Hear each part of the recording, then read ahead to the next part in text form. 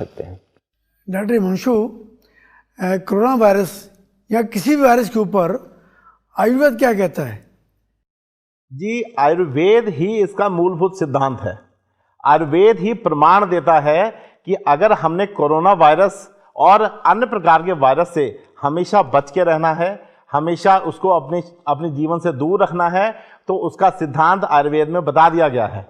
आज social media पे अनेक प्रकार के वीडियोस वायरल हो रहे हैं, कुछ सच हैं, कुछ फेक हैं, लेकिन अगर आपको प्रमाणिकता चाहिए तो उसका एक ही आंसर है, वो है आयुर्वेद। आयुर्वेद में सुश्रुत निदान स्थान 32वें और 33वें श्लोक में आचार्यों ने बहुत ही इसको सुंदर तरीके से इसका विवरण किया है, और अगर हम इसको फॉलो करें तो हम कोरोना वायरस जैसे अनेक प्रकार के इन्फेक्शियस डिजीजेस को अपने जीवन से हटा सकते हैं। तो आयुर्वेद क्या कहता है?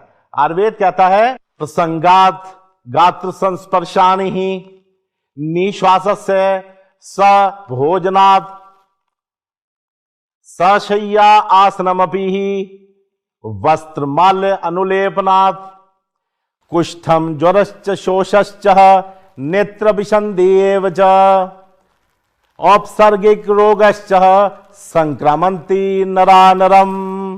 अर्थात जो लोग, जैसे HIV वायरस है, यह भी एक बहुत घातक वायरस है, ये जब हम अनसेफ सेक्स करते हैं किसी के साथ तब ये फैल जाता है। इसके अलावा और क्या बताया है? गात्र संस्पर्शानी, यानी कि जो इन्फेक्टेड पर्सन है वो जो चीजें इस्तेमाल करता है, जो सामान इस्तेमाल करता है, उनको टच करने से या खुद इन्फेक्टेड पेशेंट को टच करने से ये बीमारियां फैल जाती हैं। निश्वास से, निश्वास मतलब अगर कोई व्यक्ति सूखी खांसी करे, छींक मारे, तो उससे एक उचित दूरी आप बना के रखें। सभोजनात्, यानी कि इन्फेक्टेड पर्सन के साथ, चाहे वो आपका मित्र हो, चाहे आपका वो भाई हो, चाहे वो आपके पिता हो, इन्फेक्टेड पर्सन के साथ आप भोजन ना करें। सशय्या आसनम अपि ही वस्त्र माल्य अनुलेपनात्, इतनी सुंदर चीज बताई है, जो एक ही चीज में सब कुछ आ गया इसमें, कि अगर कोई इन्फेक्टेड पर्सन है, उसका अगर आप तौलिया यूज करें, उसकी शर्ट पहने, उसका रुमाल यूज करें और उसका कोई भी सामान यूज करें, तो ये बीमारी आपको पकड़ लेगी। और इससे क्या क्या होता है ये भी उन्होंने आगे स्पष्ट कर दिया। कुष्ठम ज्वरश्च शोषश्च, यानी कि कुष्ठ यानी स्किन की डिजीज हो सकती है आपको, वायरल, बैक्टीरियल, किसी भी तरह की कंटेजियस डिजीज जो एक दूसरे से फैल सके। और क्या हो सकता है? ज्वर। आज चाहे वो कोरोना वायरस है, चाहे वो इबोला वायरस है, चाहे वो डेंगू का वायरस है, चाहे वो H1N1 वायरस है, कोई भी वायरस है, आज हमें इतनी तेजी से इन्फेक्ट कर रहा है, वो आयुर्वेद में ज्वर के अंतर्गत आता है। चाहे वायरस कोई भी हो, आयुर्वेदिक चिकित्सा बिल्कुल सेम रहेगी।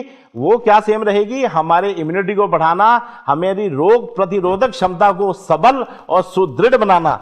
एक बार आपकी इम्यूनिटी सबल हो जाती है तो आप किसी भी रोग से, कोई कोरोना वायरस से डरने की जरूरत नहीं है, किसी भी वायरस से डरने की जरूरत नहीं है। अपनी इम्यूनिटी पे काम करिए, अपने रोग प्रतिरोधक क्षमता को इतना सबल बनाइए कि आप किसी भी बीमारी से लड़ने में पूरी तरह सक्षम हो। आगे आचार्यों ने क्या बताया? कुष्ठम ज्वरश्च शोषश्च नेत्र विसंधि एव च, यानी कि अगर आप इन्फेक्टेड हाथ नाक के पास ले जाएं, आंख पे ले जाएं, या कोई इन्फेक्टेड पर्सन के डायरेक्ट कांटेक्ट में आ जाएं, तब आपको आंखों की बीमारी, स्किन की बीमारी और भी अन्य प्रकार की बीमारियां हो सकती हैं। औपसर्गिक रोगश्च, ये देखिए सबसे इंपॉर्टेंट वर्ड, औपसर्गिक। औपसर्गिक मतलब कंटेजियस, जो एक आदमी से दूसरे आदमी में फैल जाए, दूसरे आदमी से तीसरे आदमी में फैल जाए और एपिडेमिक बन जाए, इसको औपसर्गिक रोग बोला गया है, जो कि एक व्यक्ति से दूसरे व्यक्ति में हो जाए। औपसर्गिक रोगश्च संक्रामंती नरानरम, यानी एक नर से, एक व्यक्ति से दूसरे व्यक्ति में यह फैलता रहता है। अगर हम इस चीज का ध्यान रख लें, अगर हम आइसोलेशन रखें, अपनी साफ सफाई का ध्यान दें, हाथ को बार बार धोएं, अपने हाथों को बार बार आंखों पे, नाक पे, कान के पास ना लेके जाएं, और जैसे पहले बताया गया कि नमस्ते बोलें, हाथ मिलाने की जगह, चुंबन करने की जगह आप नमस्ते का प्रयोग करें, जो कि सर्वथा सर्वोत्तम एवं वैज्ञानिक है। आयुर्वेद में इसमें एक श्लोक में ही सारा कुछ बता दिया गया है कि आप क्या करें जिससे कि आपकी इम्यूनिटी हमेशा सबल रहे।